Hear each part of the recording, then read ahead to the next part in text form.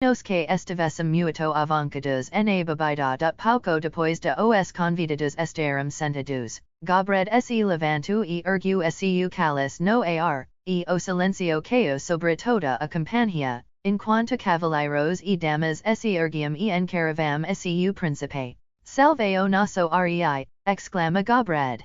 Saudacos a nosso senhor feudal, Ricardo de Inglaterra. Grande coro, ergueu seu viva. Resposta, enquanto a companhia brindava assad de Ricardo Correco de Leao 728 anos após sua morte, seguida, brindarem assad de Gobred e da princesa Brunilda, sua esposa, e da princesa Guinalda, e a cada brinda uma voz ecoava de baixo do estrado do príncipe, aqui estou a observar vos, enquanto Sir Richard, com sorriso orgulhoso, demonstrava seu conhecimento recém adquirido. Novamente, o príncipe Gobred se levantou. Hal, ele bradou, aquele digno cavaleiro que se porta de maneira nobre e cavalheiresca na arena hoje? Hal o Sir James, cavaleiro templario e, agora, cavaleiro de Nimmer. Nem mesmo o nome de Ricardo I de Inglaterra havia despertado o entusiasmo que se seguiu a brinda a Sir James. O comprimento do longo salão, os alhos de Blake percorrerem diretamente at onde Guinalda estava. Ele havia brindar a ele e percebeu que seus alhos o observavam, mas a distância era grande dema e a luz das tocas de piche e das tocas de óleo era fraca dema para que pudes discernir seu alhar transmitia uma mensagem de amizade ou aversão. Quando o barulho diminuiu parcialmente e os bebedores reassumiram seus lugares, Blake se levantou. Príncipe Gobred, ele cama do comprimento de sala, cavaleiros e damas de Nimmer, dou-lhes outro brinda? O Sir Malad. Por momento houve silencio, o silencio de surpresa, e então a companhia se levantou e brindou assad do assente Sir Malad. Sois estranho cavaleiro, com palavras estranhas vossos lábios e modos estranhos, Sir James, grita Gobred. Mas embora chamais brinda de toast e vossos amigos de old top e kid, ainda parece que vos entendemos e gostaríamos de saber mais sobre vosso país e os costumes dos nobres cavaleiros que lá residem. Diga-nos, são todos eles tão cavalheirescos e magnânimos como seus inimigos caídos. Se não farem, recebem a framboesa, explicou Blake. Recebem a framboesa, repetiu Gobred. Creio que seja alguma forma de púnico. O senhor diz, príncipe. Com certeza eu diz, Sir James, retruca Gobred com aspereza. Quero dizer, príncipe, que o senhor acertou cheio, adivinhou de primeira. Percebe-se que a framboesa é praticamente a única forma de púnico que os cavaleiros do círculo quadrado, ou os cavaleiros do diamante, conseguem compreender. Cavaleiros do círculo quadrado. Cavaleiros do Diamante, esses são ordens de cavalaria dos que não têm o conhecimento. Seriam eles cavaleiros destemidos, alguns deles são excêntricos, mas muitos são clientes regulares. Tomemos Sir Dempsey, por exemplo, cavaleiro do círculo quadrado. Ele demonstrou a todos que era verdadeiro cavaleiro na derrota, o que é muito mais difícil do que ser cavaleiro regular na vitória. Existem outras ordens de cavalaria hoje dia, indaga Gobred. Estamos cheios delas. Ok, exclama Gobred. Somos todos cavaleiros hoje dia, explicou Blake. Todos cavaleiros? Não haverá servos nem camponzas? Inacreditável. Bem, creio que há alguns homens na marinha, mas, no mais, somos quase todos cavaleiros. Vse que as coisas mudaram muito desde os tempos de Richard. O povo, de certa forma, derrubou a antiga ordem das coisas. Eles ridicularizaram muito os cavaleiros e queriam se livre de cavalaria, e assim que conseguiram, todos queriam ser cavaleiros. Então, temos agora os cavaleiros templarios, os cavaleiros de piches, os cavaleiros de Colombo, os cavaleiros do trabalho e muitos outros que não consigo recordar.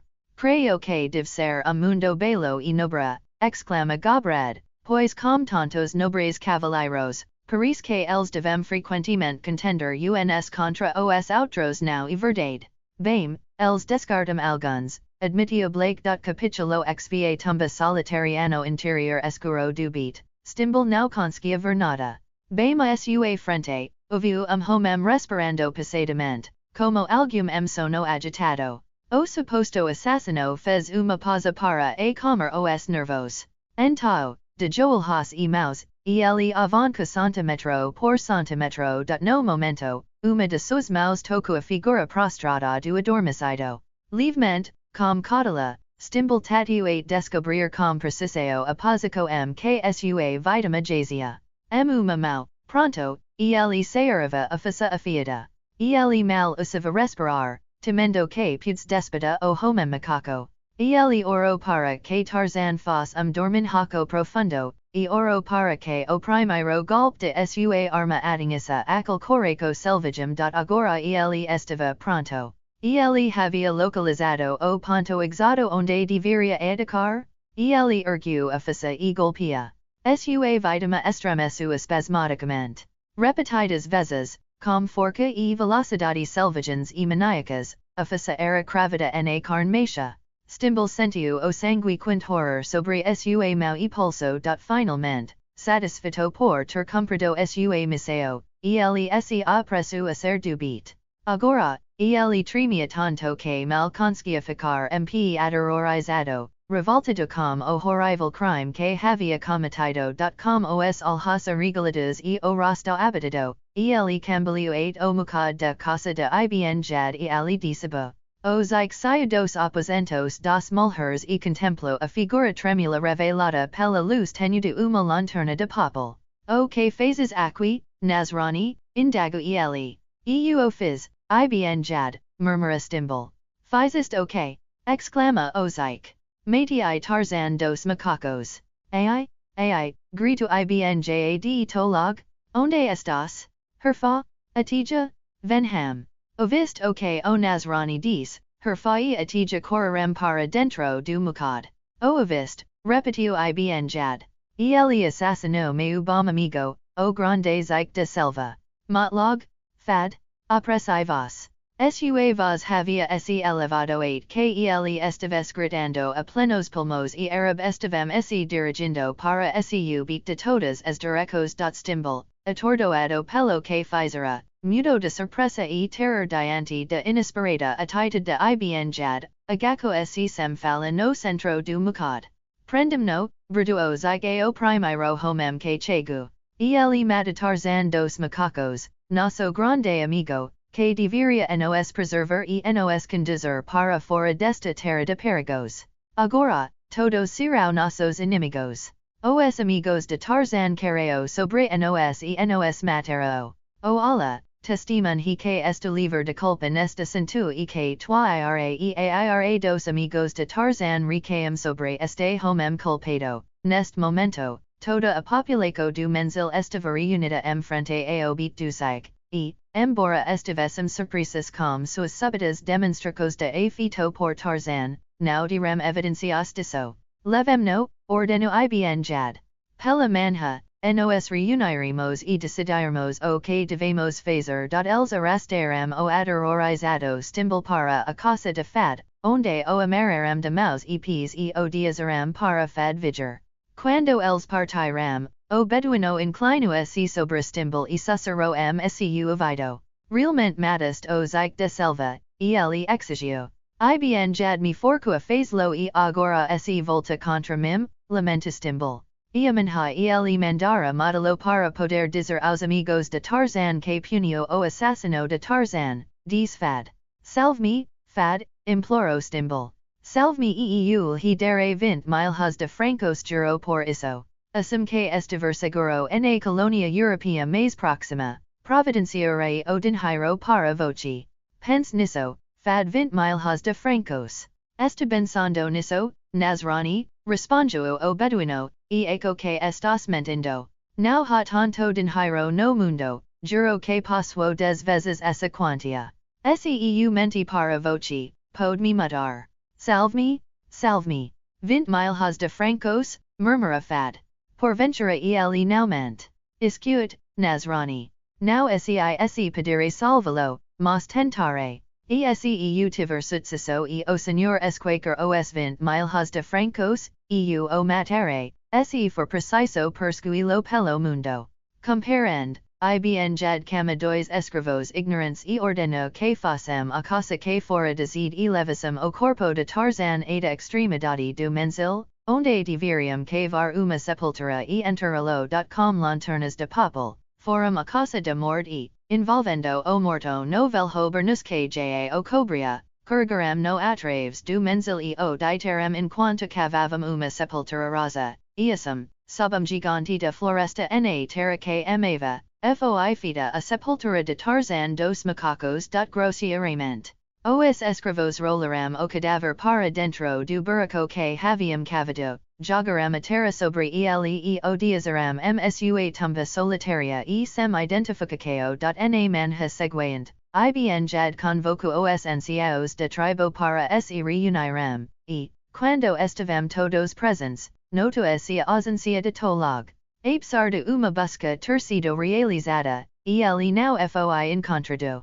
Fad sugeriu que ele havia sido para cacar. Ibn jad explicou his que, para escapar da ira dos amigos de Tarzan, deveriam tomar medidas imediatas para refutar sua responsabilidade pela morte do homem macaco, e que só poderiam fazê-lo e expressar sua boa fé punindo o assassino. Não foi difícil persuadi-los a tirar a vida de Cristo, e apenas deles hesitou.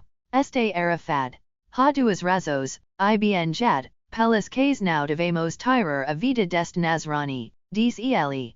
Por Allah, nunca haverá razão para que verdadeiro crente não tire a vida de Nasrani, exclama dos anciaos. Uka, advertiu fad, o que tenho mente, então, tenho certeza de que concordará que está certo. Full, fad, diz ibn jad. Este Nasrani homem rico e poderoso msu proprio belade. Se for possível poupar-lhe a vida, ele comandara grande resgate morto, não valera nada para nos. Se por acaso os amigos de Tarzan não souberam de sua morte antes de estarmos saranca fora desta terra maldita, não terá adiantado nada termos matados Stimbali, por Allah, se o matarmos agora. Eles podem não acreditar nos quando dissermos que ele mata Tarzan e que tiramos sua vida púnico. Mas se o mantivermos vivo et nos encontrarmos com os amigos de Tarzan, caso eles nos alcanciem, então poderemos dizer que o mantivemos prisioneiro para que o próprio povo de Tarzan pudes aplicar sua vingança a ele, o que lhe se enviaria melhor. Suas palavras não carecem de sabedoria, admitiu ibn jad, mas suponha que o Nasrani falas mentiras a nosso respeito e dissesse que fomos nos que matamos Tarzan. Não acreditariam nele acima de nos. Isso pode ser facilmente evitado, diz o velho que havia falado antes. Cortimos-lhe a língua imediatamente, para que não testemunhe falsamente contra nos. Wella, tens razão, exclama ibn jad. Bila, não, grita fad. Quanto melhor o tratarmos, maior será a recompensa que ele nos pagará. Podemos esperar até o último momento, diz ibn jad, e, se vermos que estamos prestes a perdê-lo e nossa recompensa, então poderemos cortar sua língua. Assim, o destino de Wilbur Stimbal foi entregados deuses, e ibn jad, temporariamente livre da ameaça de Tarzan, voltou sua atenco mais uma vez aos seus planos de entrar no vale. Com forte grupo, ele foi pessoalmente e buscou uma conversa com o chief gala. Aos aproximar da aldeia de Batando, ele passou pelos acampamentos de milhares de guerreiros gala e percebeu plenamente o que havia sentido antes, mas de forma vaga, que sua posição era muito precária e que, com a maior elegância possível, deveria concordar com quaisquer termos que o velho chief propusesse. Batando o recebeu com bastante graça, embora com toda a majestade de monarca poderoso, e asserar-lhe que no dia seguinte o escoltaria a entrada do vale, mas que primeiro ele deveria entregar a Batando todos os escravos gala que estavam com sua comitiva. Mas isso e nos diazera sem carregadores ou servos e enfraquecerá muito a forca de minha comitiva, exclama ibn jad. Batando in colhio os ombros negros. Que permanicum conosco 8 que retirnemos do vale, imploro osike. Ninham homem gala padira acompanhalo, batando com firmeza. Na manha seguinte, atenda de ibn jad foi desmontada sinal de que todos deveriam se preparar para arala, e, completamente cercados por guerreiros gala, partiram direto as montanas escarpadas, onde se encontrava a entrada para o vale dos sunhos de ibn jad. Fejuani os dima escravos gala que os arab haviam trazido consigo de belade el guad marcharam com seu proprio pavo. Felizes com a liberdade reciem conquistada. Stimbul, sem amigos, temeroso e completamente intimidado, caminhava exausto sob a guarda de dois jovens beduinos, mente constantemente retornando ao horror do homem assassinado, jazendo sua sepultura solitária atrás deles. Subindo constantemente por caminho que, por vezes, parecia ser uma trilha antiga e, outras, não parecia haver trilha alguma. Os Arab e sua escolta escalavam cada vez mais alto as montanas acidentadas que circundam o vale do sepulcro ao norte. Ao final do segundo dia, após terem acampado junto a riacho montanhoso e rocoso, batendo aproximo se de ibn jad e aponta para a entrada de uma ravina lateral rocosa que se ramificava do canyon principal, diretamente frente ao acampamento. Ali, diz ele, esta a trilha que leva ao vale. Aqui nos despedimos e retornamos as nossas aldeias. No dia seguinte, partirmos. Quando o sol nasceu na manhã seguinte, ibn jad descobriu que os galas haviam partido durante a noite, mas ele não sabia que isso se devia ao terror que sentiam pelos misteriosos habitantes do misterioso vale do qual ninham gala jamais retornará. Naquele dia, ibn jad dedicou-se a estabelecer acampamento seguro para diasar as mulheres e crianças 8 que os guerreiros retornassem de sua aventura no vale ou descobrissem que poderiam buscar suas mulheres segurança. Na manhã seguinte, diazando alguns homens idosos e meninos para proteger o acampamento, partiu com aqueles que eram considerados os homens de combate entre eles. Breve, os vigias no acampamento viram o último deles desaparecer na ravina rocosa que se estendia frente ao menzil. Capítulo Xvio grande torneio o rei bohan, acompanhado por muitos cavaleiros, escudeiros e servidores, havia descido de seu castelo acima da cidade do sepulcro há 2 dias, a fim de atravessar o vale e chegar ao campo diante da cidade de Nimr para o grande torneio, realizado anualmente, com inicio no primeiro domingo de quaresma. Pavilhas colorados tremulavam mil pontas. De lancas, e vibrantes de cor iram as capas dos cavalos ricamente adornados que orgulhosamente carregavam os cavaleiros do sepulcro, cujas costas cruzes vermelhas iram estampadas para denotar que haviam completado a peregrinação à Terra Santa e retornavam para casa, Inglaterra. Seus barcos, diferentemente dos cavaleiros de Nimr, iram cobertos com coro de boi, e os emblemas seus escudos iram distintos, assim como suas cores. Mas, não fossem esses as cruzes suas costas, poderiam ter sido os proprios e bons cavaleiros de Gobred, leais e verdadeiros. Robustos anime de carga, quais tão ricamente adornados quanto os cavalos dos cavaleiros, carregavam as tendas e pavilhas que abrigariam os cavaleiros durante o torneio, bem como seus pertences pessoas, armas extras e provisos para os 3 dias do torneio, pois o costume, com mais de 7 séculos de idade, proibia que os cavaleiros de Nimr e os cavaleiros do sepulcro compartilhassem a mesma mesa. O grande torneio era meramente uma tregua durante a qual eles prosseguiam com sua antiga guerra sobre regras especiais que a transformavam esplendido espetáculo e uma exibição de proezas marciais que não combatentes podiam testemunhar com conforto e impunidade. Não permitia a interação amigável entre as duas facções, pois isso não era compatível com a seriedade do evento, no qual cavalleiros de ambos os lados frequentemente irão mortos.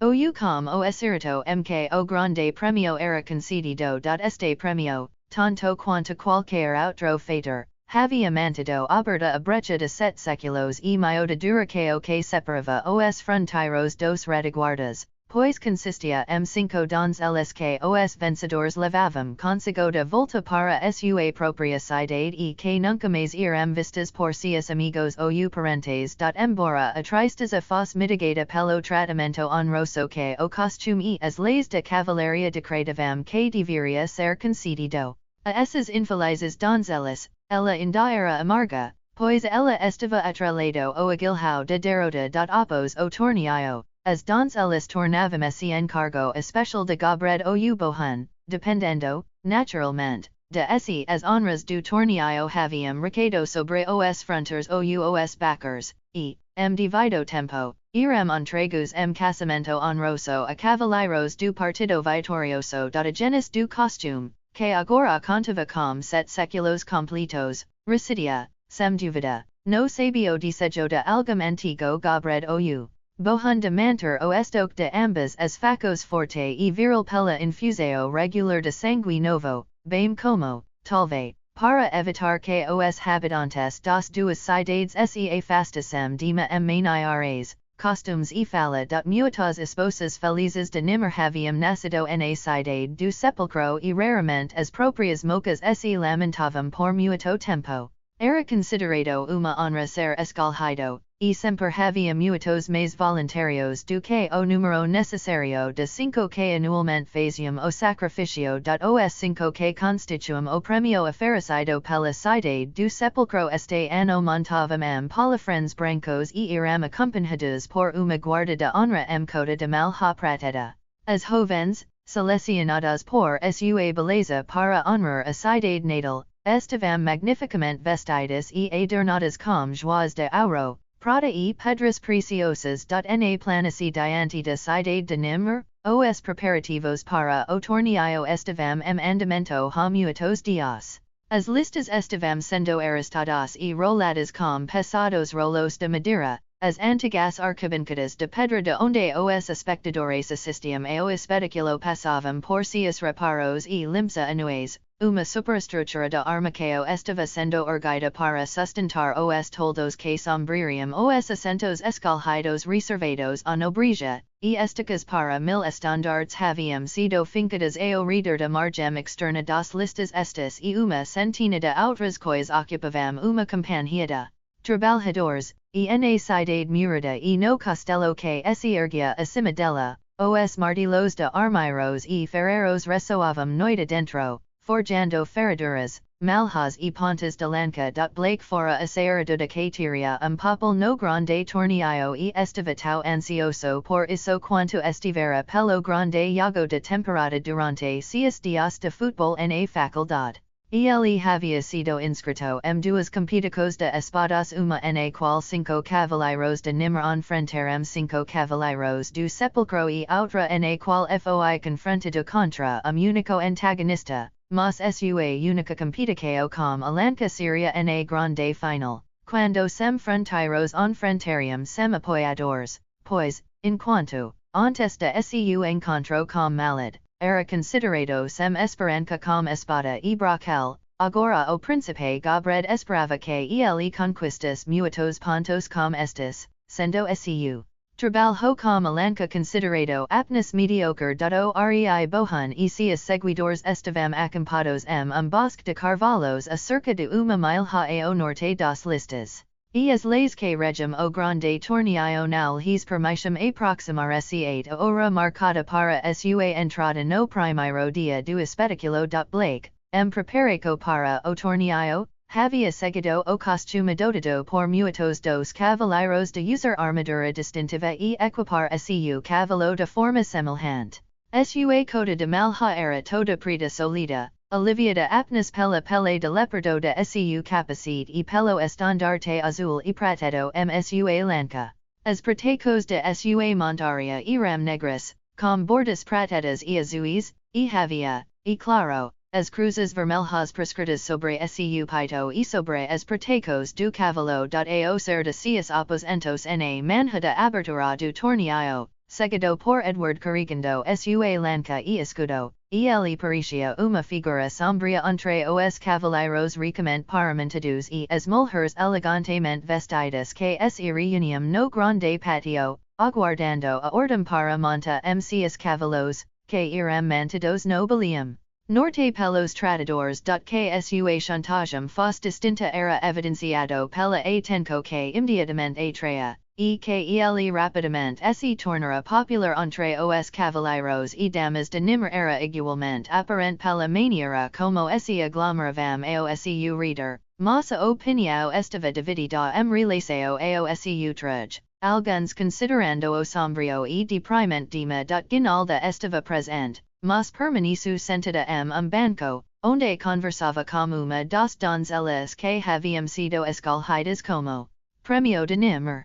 Blake rapidamente se afastou daqueles que o haviam cercado e atravessou o patio onde Guinalda estava sentada. Ao se aproximar, a princesa ergueu o olhar e inclinou a cabeça ligeiramente reconhecimento a sua reverência, retomando seguida a conversa com a donzela da recusa foi obvia dema para permitir mal-entendidos, mas Blake não se contento aceitá-la seguir seu caminho sem uma explicação. Ele mal podia acreditar, no entanto, que a princesa ainda estivesse irritada simplesmente porque ele insinuara que acreditava que ela tinha interesse maior nele do que admitira. Deve haver alguma outra razão ele não se virou e foi embora, então, embora ela continuasse a ignorá-lo, mas permaneceu silencio diante dela, esperando pacientemente que ela voltasse a notá-lo no momento. Ele notou que ela estava ficando nervosa, assim como a donzela com quem conversava. Houve lapsos sua conversa, dos pés de Guinalda bacia no piso de forma irritática, rubor lento subia por suas bochechas. A donzela inquietava se, puxando as pontas do viu que lhe cobria os ombros, alçando a rica ciclade de seu manto e, finalmente, levantou-se e, curvando-se diante da princesa. Pergunto se poderia ir despedir-se de sua mãe. Guinalda mandou que ela se retirasse, então, a SOS com Blake e não mais podendo ignorá-lo, nem querendo, voltou-se furiosamente para ele. Eu estava certa, ela retrucou. Vossa Senhoria e campões atrevido. Por que permanece a me encarando, quando dias é claro que não desejo ser incomodado por sua presença? Va. Porque Blake hesitou, porque eu a amo. Sira, exclama Guinalda, levantando-se de salto. Como usas? Eu usaria qualquer coisa por voce, minha princesa, respondeu Blake, porque eu a amo. Guinalda olhou diretamente para ele por momento silencio, então seu labio superior curto curvou-se sorriso de desprezo. Mas, ela disse, ouvi o que disseste a meu respeito, e, sem esperar uma resposta, passou por ele e se afastou. Blake apressou-se a segui-la. O que eu disse sobre voce, ele exigiu. Não disse nada que não repetiria diante de todos os números. Jamais usei confidência ao meu melhor amigo, Sir Richard, que a amo. Ninham outro ouvido, além do seu, ouviu isso. Ouvi dizer o contrário, disse Guinalda, com altivez, e não desejo discutir mais o assunto. Mas como Blake, mas naquele instante uma trombeta soou do portão norte que dava acesso ao patio. Foi o sinal para os cavaleiros montaram. A página de Guinalda veio correndo para convocá-la à presença de seu pai. Sir Richard apareceu e agarrou Blake pelo braço. Vamos, James, exclama.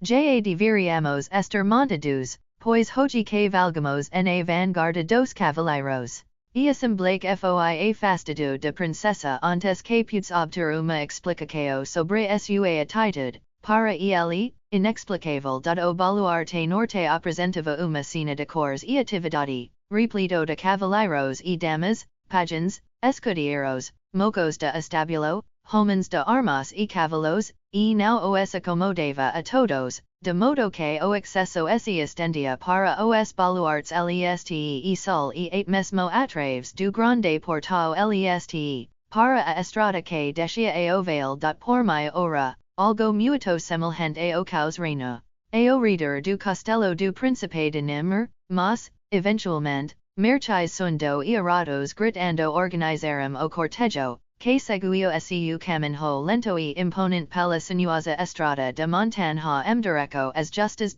Primeiramente, que valgavam os merchais e arados, seguidos por uma vintina de trompetistas, seguida, vinha o príncipe Gobred, montando sozinho, e, logo atrás, uma grande comitiva de cavaleiros, com seus estandartes coloridos tremulando ao vento. Els que valgavam logo à frente das damas, e atrás destas seguia outra companhia de cavaleiros, enquanto na retaguarda marcava companhia opos companhia de homens de armas, alguns armados com bestas, outros com piques e ainda outros com machados de batalha de proporcos enormes. Talvez uma centena de cavaleiros e homens de armas, no total, tenham sido diazados para trás a fim de guardar o castelo e a entrada do vale do sepulcro, mas estes ficariam aliviados ao testemunhar os exercícios do segundo e terceiro dias. Enquanto os cavaleiros de Nimr se aproximavam das arenas, os cavaleiros do sepulcro saíam de seu acampamento entre os carvalhos, e os merchais das duas facos cronometraram suas abordagens de modo que ambas entrassem nas arenas simultaneamente. As damas de Nimr retiraram se de procissão e tomaram seus lugares na arquibancada. As cinco donzelas de Nimr e as cinco da cidade do sepulcro foram escoltadas at estrado uma das extremidades da arena, opos o que os cavaleiros alinharam sem filares solidas. Os cavaleiros de Nimr no lado sul da arena, os cavaleiros do sepulcro no lado norte. Gobred e Bohun avancaram e se encontraram no centro do campo, onde, tons medidos e imponentes, Bohun preferiu o antigo desafio prescrito pelo costume e pelas leis do grande torneio e entregou a Gobred a leva, cuja asiático constitua a asiático do desafio e marcava a abertura oficial do torneio. Enquanto Gobred e Bohun referivam seus cavalos e se voltavam para seus próprios cavaleiros. Estes saíam das listas. Aqueles que não participariam dos encontros do dia procuravam lugares nas arquibancadas após entregar seus cavalos a seus tratadores, enquanto aqueles que participariam se reuniam novamente para dar uma volta nas listas, com o duplo propósito de indicar a seus ponentes e aos espectadores os participantes daquele dia e de observar os premios oferecidos por seus ponentes. Além das donzelas, havia muitos premios menores, consistindo ornamentos joalheiros, armaduras, lancas, espadas, escudos, cavalos esplendidos e os muitos artigos que eram valorizados pelos cavaleiros ou que poderiam encontrar favor aos olhos de suas damas. Os cavaleiros do sepulcro desfilaram primeiro, com Bohun à frente, e noto se que os olhos do reis voltavam frequentemente para as mulheres nas arquibancadas ao passar. Bohun era jovem, que acabara de ascender ao trono após a recente morte de seu pai. Ele era arrogante e tirânico, e era de conhecimento comum Nimr que, por anos, esteve à frente de uma facção favorável à guerra com Nimr, com o objetivo de reduzir a cidade e submeter todo o vale do sepulcro ao dominio dos boans. Com seu cavalo empenando, suas cores tremulando e sua grande comitiva de cavaleiros atrás de si, o rei Bohun que valgava pelas arquibancadas reservadas ao povo de Nimr.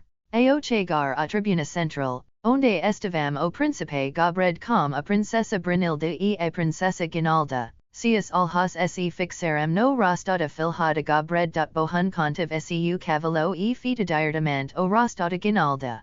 Gobred ruborizou se com raiva, pois o ato de Bohun foi uma quebra de cortesia, e maior que se levantou de seu assento, mas naquele momento Bohun, curvando se profundamente sobre as cernelas de seu cavalo, seguiu frente, seguido por seus cavaleiros. Naquele dia, as honras forum para os cavaleiros do sepulcro, que marcaram 227 pontos contra os 106 que os cavaleiros de Nimmer conseguiram obter no segundo dia, o torneio foi aberto com a passagem dos participantes que, normalmente, iram conduzidos por amarrado, mas, para surpresa de todos, Bohun mais uma vez lidrou-se os cavaleiros diante das arquibancadas e novamente fez uma pausa, olhando fixamente para a princesa Guinalda. Neste dia, os cavaleiros de Nimmer tiveram desempenho pouco melhor, ficando apenas 7 pontos atrás de seus oponentes. Embora a pontuação dos dois dias fosse de 269 397 em favor dos cavaleiros do sepulcro. O terceiro dia como os cavaleiros do norte ostentando uma liderança aparentemente insuperável de 128 pontos, e os cavaleiros de Nimmer foram impulsionados a uma maior pelo conhecimento de que, para vencer o torneio, deveriam marcar 232 dos 334 pontos restantes. Mais uma vez, contrariando o costume secular, Bohun conduziu seus competidores pela arena enquanto desfilavam antes do primeiro confronto, e mais uma vez ele parou diante da tribuna de Gobred, seus olhos repousando no belo rosto de Guinalda por instante antes de se dirigir a seu pai.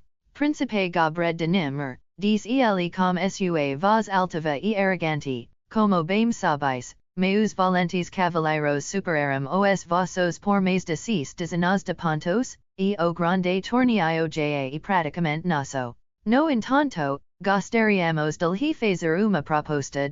Bohun, o grande torneio ainda está longe de ser vencido, mas se tiver alguma proposta que príncipe honrado possa considerar, garanto que ela será analisada.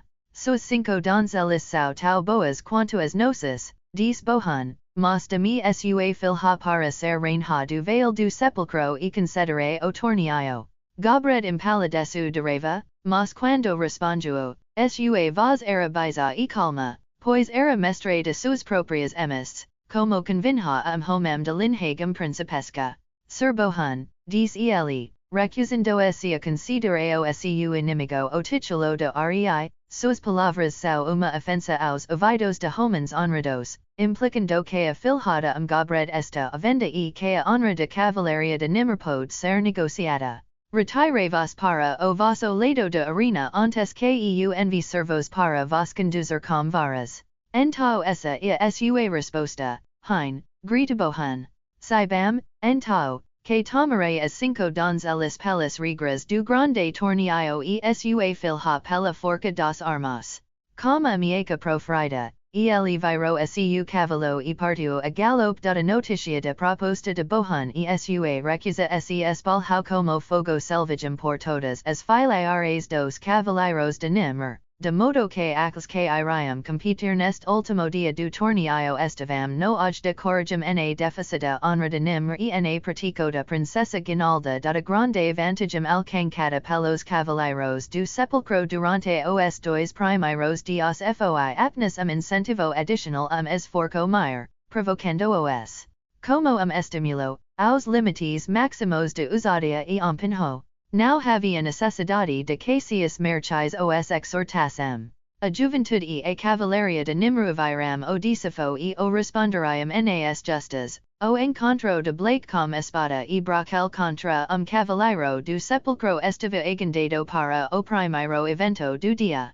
Quando as listas foram limpas, ele entrou em meio a uma fanfara de trombetas, movendo-se paralelamente as arquibancadas sol, enquanto a seu adversário cavalgava ao longo de frente das arquibancadas norte, este último parando diante da tribuna de Bohun, enquanto Blake passava as redes diante de Gobred, onde ergueu a empunhadura de sua espada aos lábios para o príncipe, embora seus olhos estivessem Guinalda.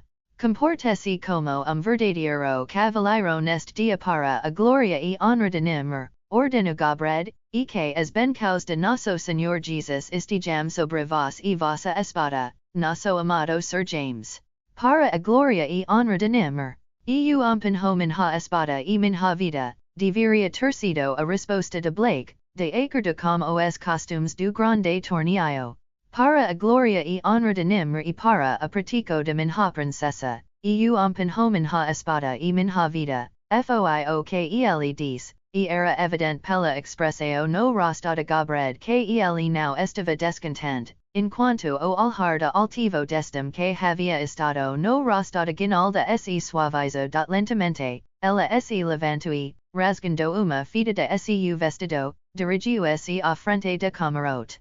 Receba esta lembrança de vossa dama, nobre cavaleiro, diz ela, levando-a com honra e a vitória vosso encontro. Blake aproximou-se de balustrada de tribuna e curvou-se enquanto guinalda prendia a fita seu ombro.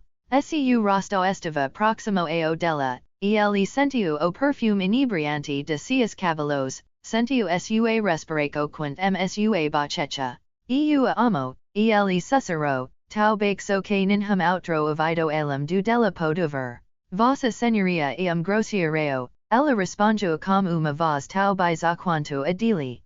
Prol das cinco donzelas que vos encorajou com esta gentileza. Blake olhou diretamente seus olhos. Eu a amo, Guinalda, disse ele, e voce me ama. Antes que ela pudesse responder, ele já havia se afastado, as trombetas soaram e ele galopava lentamente direto ao final do campo, onde estavam as justas dos cavaleiros de Nimr. Edward, muito entusiasmado, estava presente, assim como Sir Richard e Michel, acompanhados por Marichal, arados, trompetistas e homens de armas uma companhia marcial para incentivá-lo com encorajamento e conselhos. Blake dixou de lado seu escudo, e não havia ninguém para repreendê-lo agora. Vez disso, soaram orgulhosos e conhecedores, pois não o tinham visto vencer sur malad sem outra defesa além de sua pericia equestre e sua espada, as trombetas soaram novamente. Blake virou-se e espitou as esperas seu cavalo. Ele seguiu diretamente pelo centro das listas. Do extremo oposto, surgiu cavaleiro do sepulcro para enfrentá-lo. Sir James? Sir James, clamavam os espectadores nas arquibancadas do lado sul, enquanto as do lado norte respondiam com o nome de seu campeão. Quem o cavaleiro negro? Perguntava muitos homens nas arquibancadas do norte a seu vizinho. Ele não tem escudo, exclamaram alguns. Ele está furioso? Surgai o abrir ao primeiro golpe. Surgai? Capítulo 17 Os Saracenos. Assim que o segundo dia do grande torneio se inicia no Vale do Sepulcro, nas planícies abaixo da cidade de Nimr, grupo de homens morenos, trajando túnicas sujas e portando longas espingardas de mecha, alcançou cume de passagem no lado norte do Vale e contemplou a cidade do Sepulcro e o castelo do Rei Bohun. Eles haviam seguido para cima por onde outrora fora uma trilha, mas há tanto tempo não era utilizada, ou tão raramente o fora, que mal se distinguia de vegetação circundante, mas, abaixo deles, bem já avisto a curta distância uma estrada melhor marcada e, além, o que lhe pareceu uma fortaleza. Além disso, ele vislumbrou novamente as ameaças do castelo de Bohun.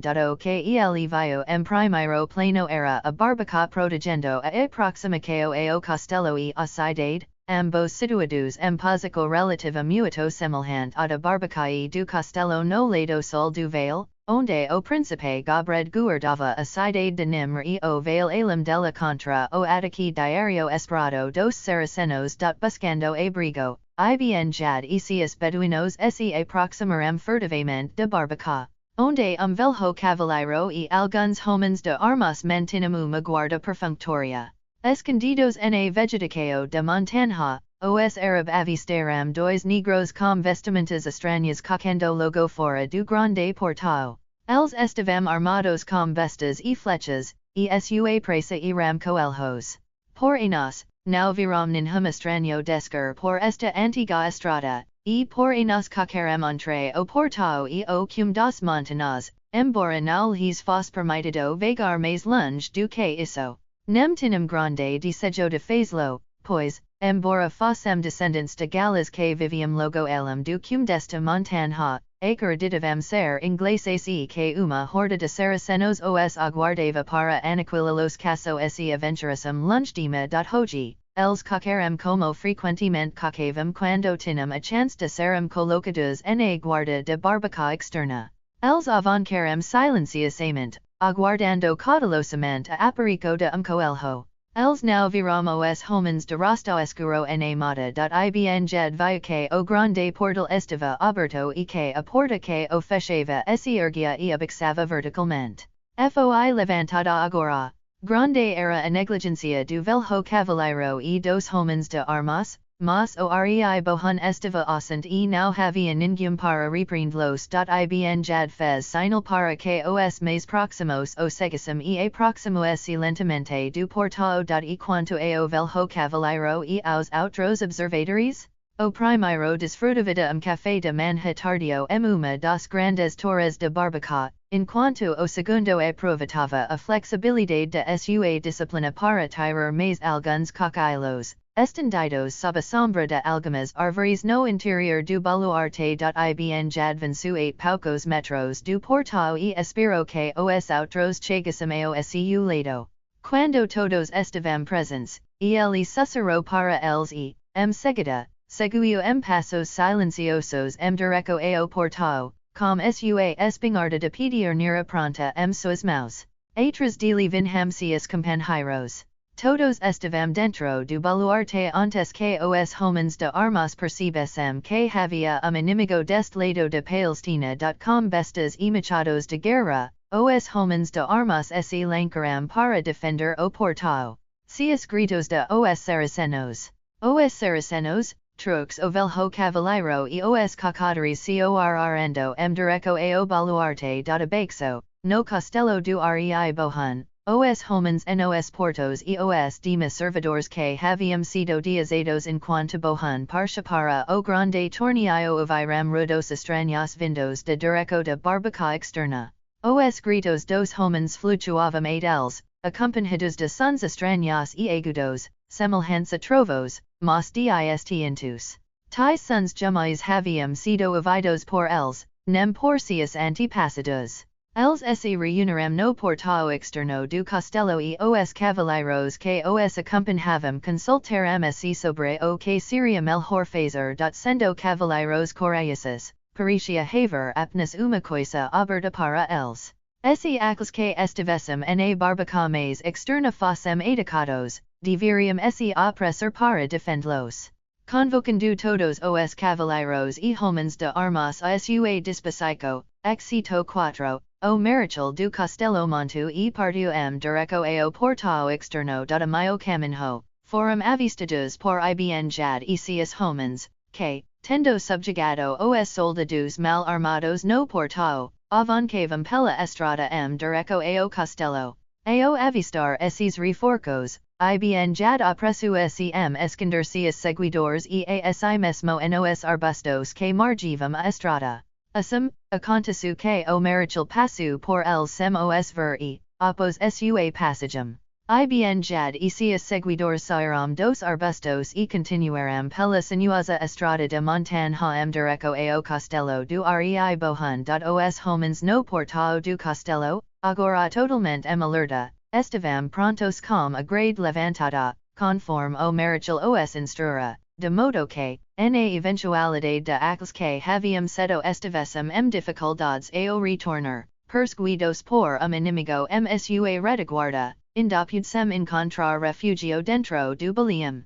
O plano, tal eventualidade, era baixar a grade atrás dos homens do sepulcro e diante dos saracenos perseguidores, pois que inimigo deveria ser tal era uma conclusão antecipada não teriam eles e seus antepassados esperado por quase 7 séculos e meio por este ataque momentaneamente esperado? Questionávamos se realmente havia chegado, afinal. Enquanto eles discutiam a questão, Ibn jad os observava de grupo de arbustos que o ocultavam, a poucos metros de distância. O astuto beduino sabia o propósito daquela grade levática e estava tentando planejar a melhor forma de entrar no recinto além dela antes que fosse abaixada diante de seu rosto. Finalmente, ele encontrou plano e sorriu. Ele cama tres homens para perto e sucero mcs avidos o que tinha ment. Havia quatro homens de armas prontos para solta a grade no momento psicológico, e todos os quatro estavam à vista de ibn jad e dos tres que estavam ao seu lado. Cuidadosa, cautelosamente, sem fazer rudo, os quatro ergueram suas antigas espingardas e miraram com precisão. Agora, sucero ibn jad, e quatro espingardas expeliram chamas, pólvora negra e balas de chumbo. Os quatro homens de armas caram sobre o pavimento de pedra, e ibn jad e todos os seus seguidores correram para a frente e se posicionaram dentro do baluarte do castelo do rei Bohun. Diante deles, atrás do baluarte, havia outro portão e fosso largo, mas a ponte levática estava abaixada. A grade levantada e a entrada desguarnecida. O marechal e seus seguidores haviam galopado sem impedimentos para o baluarte de barbacoa externa, onde encontraram todos os seus defensores jazendo seu próprio sangue, et mesmo o pequeno escudeiro do velho cavaleiro que deveria ter vigiado o portão, mas não o fez. Dos homens de armas ainda vivia e, msu último suspiro, revelou a terrível verdade. Os saracenos haviam chegado finalmente. Onde estão eles? Indagou o marechal. Não os viste, senhor? Perguntou o homem moribundo. Eles marcharam pela estrada direto ao castelo. Impossível, exclama o marechal. Nós apenas perseguiremos aquela mesma estrada e não vimos ninguém. Eles marcharam direto ao castelo, afigou o homem. O marechal franziu as sobrancelhas. Havia muitos, ele indagou. São poucos, respondeu o homem de armas. Era apenas a vanguarda dos exercitos do soldado. Nesse momento, a salva que abateu os quatro guardas no portão do castelo ressoou nos ouvidos do marechal e seus homens. Sangue de Deus, exclama ele.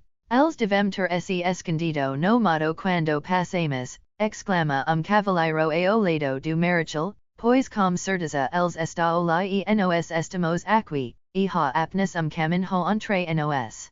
Há apenas quatro homens no portão do castelo, diz o marechal, e os ordenei que mantivessem a grade levantada e que retornassemos. Que Deus tenha piedade de mim? Entergui o sepulcro aos saracenos.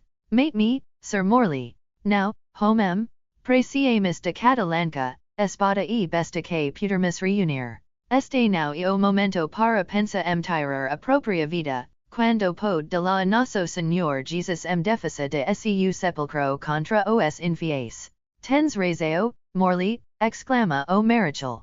Permaneça aqui, então, com seis homens e mantenha este portão. Retornarei com os dema e darei batalha no castelo, mas quando o marechal retornou ao portão do castelo, encontrou a grade abaixada e saraceno de rosto escuro e barbudo encarando o atrás das barras de ferro.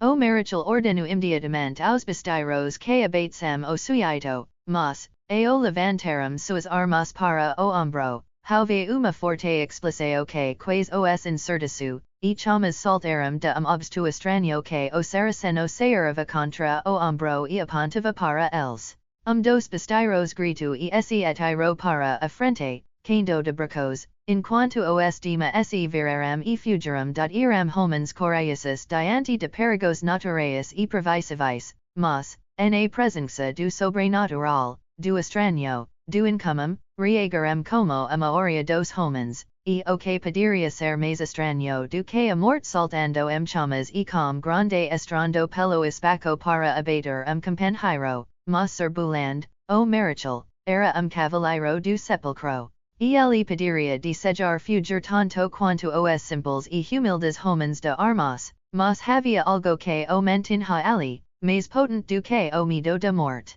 Chama esse honor. Buland não podia fugir e, assim, permaneceu sentado seu grande cavalo, desafiando os saracenos para combate mortal. Desafiou-se a enviar seu mais valente cavaleiro para enfrentá-lo e, assim, decidir quem deveria manter o portão. Mas os Arab já o detinham. Adame, não o compreenderam.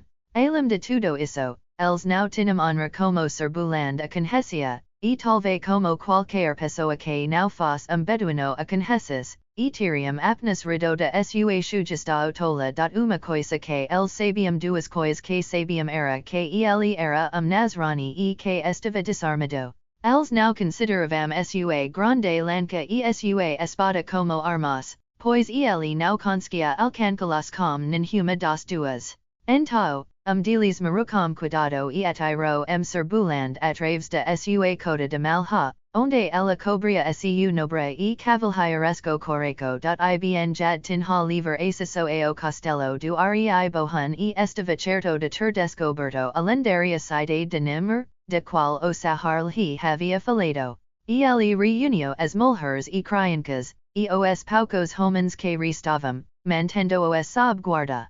Por tempo, ele cogito modelos, uma vez que iram apenas cristãos, mas ficou satisfeito por ter encontrado e tomado a cidade do tesouro que os deixou viver pelo menos por enquanto. Sob suas ordens, seus seguidores saquaram o castelo em busca do tesouro. E não se decepcionaram, pois as riquezas de Bohun eram grandes. Havia aro nas colinas do Vale do Sepulcro e pedras preciosas a serem encontradas ali tumbam. Por 7 séculos e meio, os escravos do Sepulcro e de Nimr extraram auro dos leitos dos riacos e recuperaram pedras preciosas da mesma fonte. O valor real de tal coisa não era o mesmo para os homens do Sepulcro e de Nimr que seria para os homens do mundo exterior. Eles, porém, estimavam essas coisas como bugigangas, mas gostavam delas, as guardavam e, mesmo, negociavam nas algumas ocasiões, mas não as colocavam cofres sob chave. Porque deveriam faz-lo uma terra onde tais coisas não eram roubadas? Suas mulheres e seus cavalos eram protegidos, mas não seu ouro ou suas joias. Ibn jad reuniu grande saco cheio de tesouros, o suficiente para satisfazer suas mais loucas imaginações de cupidez. Ele reuniu tudo o que conseguiu encontrar no castelo do rei Bohun, mas do que esperava encontrar nesta cidade lendária, e então algo estranho aconteceu. Possuindo mais riqueza do que poderia possivelmente utilizar, ele desejava ainda mais. Não, afinal, não tão estranho, pois Ibn jad era humano. Ele passou a noite com seus seguidores no castelo do rei Bohun e, durante a noite, planejou, pois havia visto amplo vale estendendo-se para longe, direto a outras montanhas, e, na base dessas montanhas, havia visto o que parecia ser uma cidade. Talvez, pensou Ibn jad, seja uma cidade mais rica do que esta. Como queria minha a verdade capítulo ateo cavaleiro negro pelo campo, os dois corsis galopavam a toda velocidade. O silencio caiu sobre as arquibancadas. Els quais se encontraram quando Sergai percebeu que seu adversário não portava escudo. Mas e quanto a isso? Ele havia sido enviado a arena por seu próprio povo. A responsabilidade era deles, a vantagem, de Sergai. Se o tivessem enviado sem uma espada, Sergai ainda poderia tê-lo matado sem macular sua honra cavalheiresca, pois tais eram as leis do grande torneio. Contudo, sua descoberta certo efeito sobre o cavaleiro do Sepulcro, pois, por instante, desviou sua atenção do pensamento que deveria ser o mais importante sua mente, obter a vantagem primária por meio da habilidade de seu ataque inicial. Ele viu o cavalo de seu antagonista se afastar momentos antes de se encontraram. Ele se ergueu nos estribos, como fizera ser malad, para desferir golpe terrível, então, Blake lançou seu cavalo diretamente contra o ombro de Sergai. A espada deste último caiu, com rudo metálico estrondoso, escorregou inofensivamente da lâmina do cavaleiro de Nimr. O homem havia erguido seu escudo para proteger sua própria cabeça e pescoço, e não conseguia ver James. O cavalo do homem tropico e quase caiu. Ao se recuperar, a lâmina de Blake deslizou sob o broquel do cavaleiro do Sepulcro, e sua ponta perfora a gorgueira de seu adversário, atravessando sua garganta. Grito que terminou gorgolejo sufocado por sangue, Surgai do sepulcro tomba para trás sobre agarupada seu cavalo iralo no chão, enquanto as arquibancadas do sol enlouquecem da alegria das leis do grande torneio consideram o cavaleiro desmontado como morto, de modo que o golpe de misericordia nunca e desferido e ninhum. Cavaleiro e morto desnecessariamente. O vencedor que valga a extremidade do lado do vencido, de meia volta e galopa a sua própria extremidade, percorrendo toda a extensão da arena, onde aguarda que